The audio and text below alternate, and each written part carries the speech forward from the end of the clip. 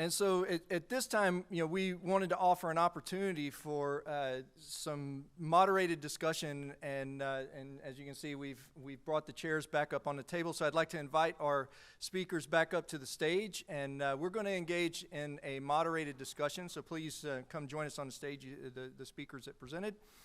And what we really want from you is the engagement. We need the questions from you. All those burning questions that you came to this event with, about the technologies and what they can do or what they can't do. I know technology providers always love the question, how much does it cost? So, I encourage you to put those questions to our panelists. And I think I'll open up the questioning from the start here and say, what, in each of your view, is the biggest challenge that we face in technology implementation in the fisheries context? And I guess we'll start with you, Pia.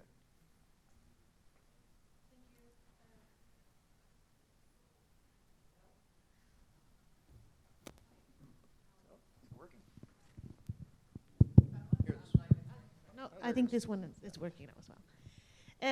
Thank you for that question. I think, well, it has been mentioned from one of the other presenters that sending data on the sea is very expensive. So a challenge for us, at least, is that it's difficult to send that kind of data from the sea. So I guess in the future, hopefully the costs will go down, but right now.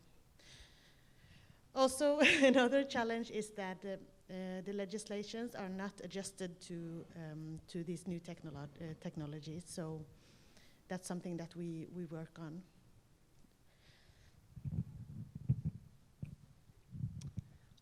Yeah, so I think when it comes to technology deployment, the biggest challenge is always people. Whether it's sort of psychological barriers people have, distrusting of the technology, behavioral change management. In our sector, we're doing a lot with AI, and we come to realize we actually have to educate our customers about exactly how AI can be used and what the value of it can be. So in our experience, it's always it's always a people problem. I mean, there are technology problems like the cost of cloud. But you can see the direction in all of these things. It's getting better, but I'm not exactly sure that the human trend is heading in the better, faster, cheaper. Some would argue it's going the other way. So. I think an obvious answer that many people have mentioned is actually using data. But apart from that, I'll add scaling solutions. So another hat I wear is working with bycatch reduction in fisheries, and so we've discovered that every fishery is different. And I will add from this project that every boat is different. And we've discovered that even if you have 3 boats that are patrol boats for the same organization and are the same boat, we get on one and they're like, oh, actually our radar had stopped working 3 years ago, or the software is not updated, or the thing is wired differently here, or we've hidden the AIS transceiver. So you get, even on individual boats in the same place, and everyone, just talking about the navigation equipment on board, is wired a little bit differently. And a lot of the people who are actually at sea, and we've had pretty much every skipper said, I don't even use my radar, I just stand up there with binoculars. So the sort of the dissonance between what's happening at sea and on individual vessels and what us data nerds are doing in an office far away is a challenge. For us, it's policy. The slowness in which, so it's along the lines of what Eric was mentioning with people. We didn't foresee how slow that movement would be when we first started our company, and we were amped up on the technology. But there are times where we are frustrated and almost just want to call somebody back and be like, how bad do you want it? How bad do you want to save money? Because this, what takes you guys 2 years to do should have been in 6 weeks. So there's a lot of policy. We didn't foresee the politics and the battles that go on. I know this happens in every industry, and everyone's like, of course. But these are things that would be really nice, seem easy on paper to get ironed out, so you can move forward with laying good technology to use. Thank you guys for that. Now I want to open it up. This is your opportunity to ask the presenters the burning questions that you have. So I want to open it up to the audience in here. So we've got Fareed in the back. Thank you. I addressed the question to Jimmy. Is that correct? Yeah. Where do you use cloud? Where do you use cloud? I mean, that's question because the policy sometimes country require that the important data should be reside within the country.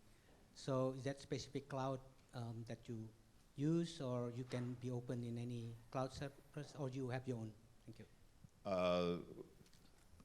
Kind of all of the above, but we currently Azure and Microsoft Azure.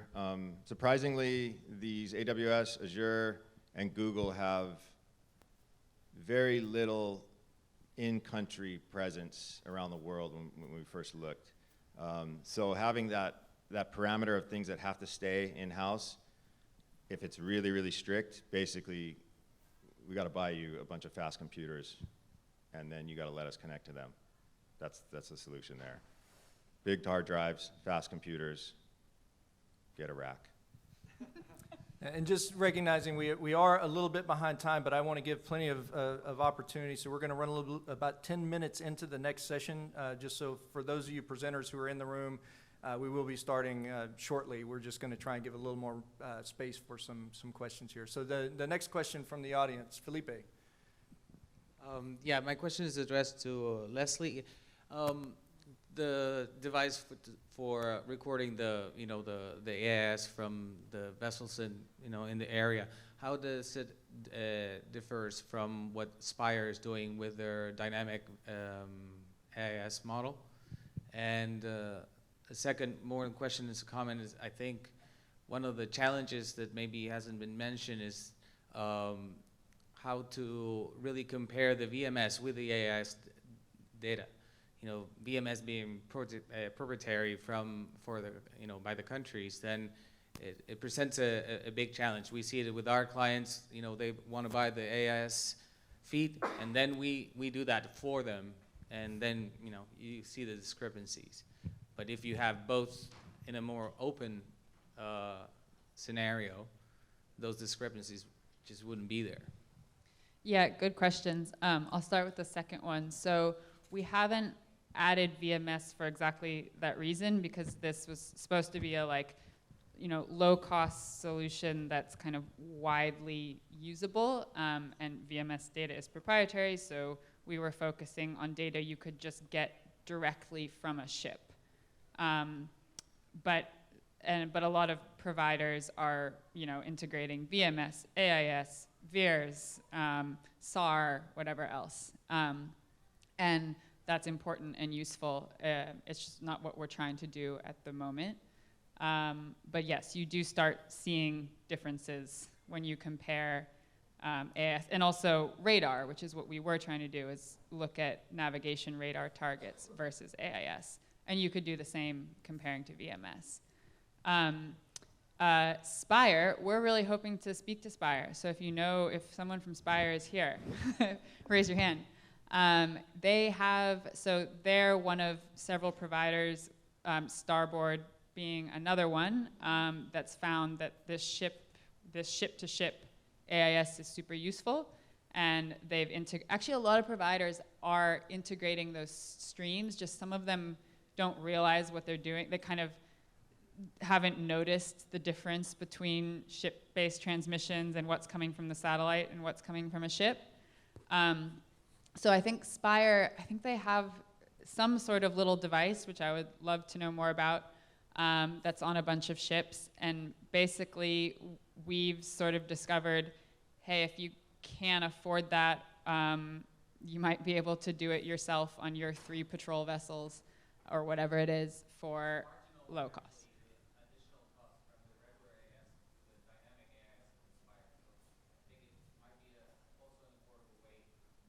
Yeah, and super valuable. And yeah, this was an accidental output of something else that we were looking to do, but that a bunch of our end users have said, hey, actually this is useful to us as well. I think happy accidents are also something that we would love to have. I don't know those of you who are familiar with Bob Ross, but you know, anytime he made a mistake on a painting, it was a happy accident. So we have a question in the very back there. Yeah, hi, my question's for everyone. Do you think we need to have smallholder specific technology? Because a lot of the tech that I was seeing in the presentations, and I'm from India, and considering the sort of vessels that we have, they're not really catered towards the sort of smallholder systems that we do have. That's number one. And number two is, if you are expecting fishers to collect a lot of this data, and potentially there are options to monetize this data, shouldn't we also be thinking of protocols where fishers then get benefited from collecting this information as well? Because a lot of this information is, I mean, it needs to have some economic value for them as well. So, thank you. I just spoke. Does someone want to have him? Yeah, I think that's also kind of a holy grail, is how to get small scale aquaculture farmers or fishers to start to digitize their data from the point of production. And you know, companies like Each Mile with Fishcoin, you know, kind of launched 5-6 years ago, you know, trying to incentivize fishers. I don't think it's a technology issue nowadays. I mean, the reality is anybody can use an iPhone. The interfaces on technology are pretty simple. It's really an incentive issue, I think. It's not a technology issue. Even the cost of technology is pretty low to get an app onto a fisher's phone.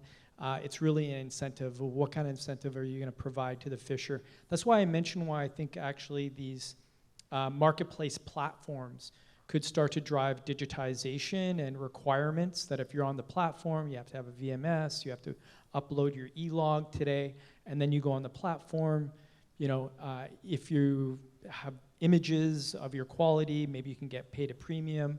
So it's all an incentive-based game in my view. I can also comment on that, because from a management perspective, or a fisheries control agency, we give exemptions from regulation from the legislations to vessels that are in like different kind of projects that we have. For instance, in Norway we have a landing obligation, but we had a project where vessels could use the onboard weighing systems. And the vessels that participate in the project got exempted from the landing obligation. So that's one example of how they can have incentives for actually trying out new technologies. Thank you for that. I think, you know, one of the big themes that you just brought up, it comes up at every one of these conferences that we've had, is around small-scale fisheries and small-scale technologies. And we often get the comment of, well, this is all great for the big guys, but what about us? And I think that's a genuine challenge, and it's an entirely appropriate question for this forum. We have time for one more question. I did see a hand up here toward the front. Was there some? You okay? Was there anyone else that would like to ask a question at this point? Yes, back in the back. Is this thing on? It's okay, on. It is. Hello, my name's Eric. I'm with a security consulting firm here doing some work in Indonesia. And my question is, you know, it's about data collection and then analyzing the data, so you don't have to move all of it, you just have to move the right parts of it. But then one of the largest hurdles is the movement of that data. And I'm just wondering if anybody, and whether it's, you know, AIS, VMS, deck monitoring, fish identification monitoring, it's all about data. I'm just wondering, have you guys explored interfacing any of the development with like a mesh network system? So, I mean, you know, you can, with where radio technology is today, with a very inexpensive antenna system, you can move data, you can turn every fisherman into a communications or lily pad, so that you're not beholden to the prices of a satellite link, which get very expensive very quickly. And I just don't know if anybody has looked at that interface with some of these radio technology companies that are keeping pace and advancing kind of new opportunities for long distance communication just with a simple antenna fix. Yeah. I think FAME in the Philippines is it's a LoRaWAN technology, long range wide area network. I think FAME is one of the tech companies in the Philippines that have been playing around with the small scale fisheries and using that technology. Yeah, there was I do recall some research into using TV white space, because there's a whole lot of bandwidth available there now that everyone's using, satellite television that's not being used. So why not use it for something useful? Does that just come down to a policy? Is that a policy thing or is it a technology limitation? So for instance, we're starting to play around with LoRaWAN. The challenge with LoRaWAN is that there's different frequencies around the world that are regulated. So for instance, we have some LoRaWAN temperature sensors. Unfortunately, they don't work in shipping containers because the frequency in Asia, for instance, is different than North America. So there are some policy things that, could be changed, but also maybe a few years from now, they'll be able to build sensors with multiple antennas in them, so you can pick up different LoRaWAN bands globally. Thank you. All right, well, Bubba, I was going to make just one quick comment on that last question. I just want to point out a bit of an irony around incentives and disincentives with technology. Generally speaking, in our industry, you need to have 100% compliance, right? But that's 100% compliance to random audits where they're maybe auditing a couple percentage points of your data. So when fishermen put on 100% surveillance on their fishing vessels, or a processing company allows an auditor to audit 100% of their daily production data, do you think you can have 100% compliance? Mistakes happen, right?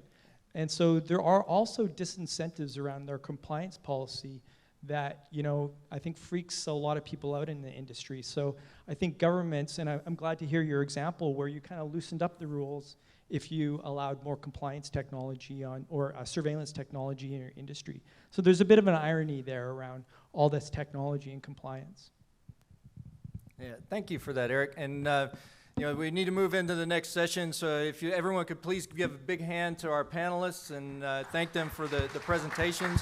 Do take the opportunity, if you have further questions, to talk with them after. Catch them in the hallways and in the other rooms and at the exhibition booths. And thank you again, everyone. So now we're going to, the staff is going to move our chairs back off so we can start the next phase of presentations in continuation of keeping our head in the clouds with more enabling emerging technologies and the advancements that occur with those. So thank you again. If we could ask you guys to move off of the stage. Yeah, no problem. Thank you guys.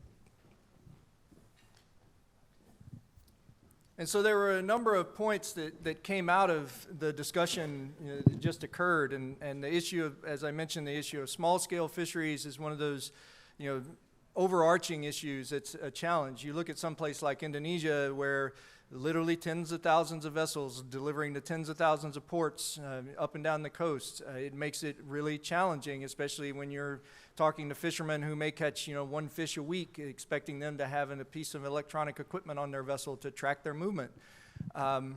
And we talked a little bit about incentives and kind of along that same lines, one of the things we discovered with some of the projects that have been done in Indonesia is wives really like the idea of being able to track when their husbands go out to sea, and there's an incentive in doing so. Sometimes the fishermen weren't very happy of that because they weren't able to go see their mistresses without their wives knowing, but that's a different incentive. So creating the incentives, developing the infrastructure, the technical infrastructure to support these kind of technologies is important. But as we heard, policy is sometimes the impediment, and the policy space moves slowly, unfortunately. And for those of us who work in the regional fisheries management organization context, it can be grindingly slow to get even the most basic things like minimum standards for electronic monitoring across the line.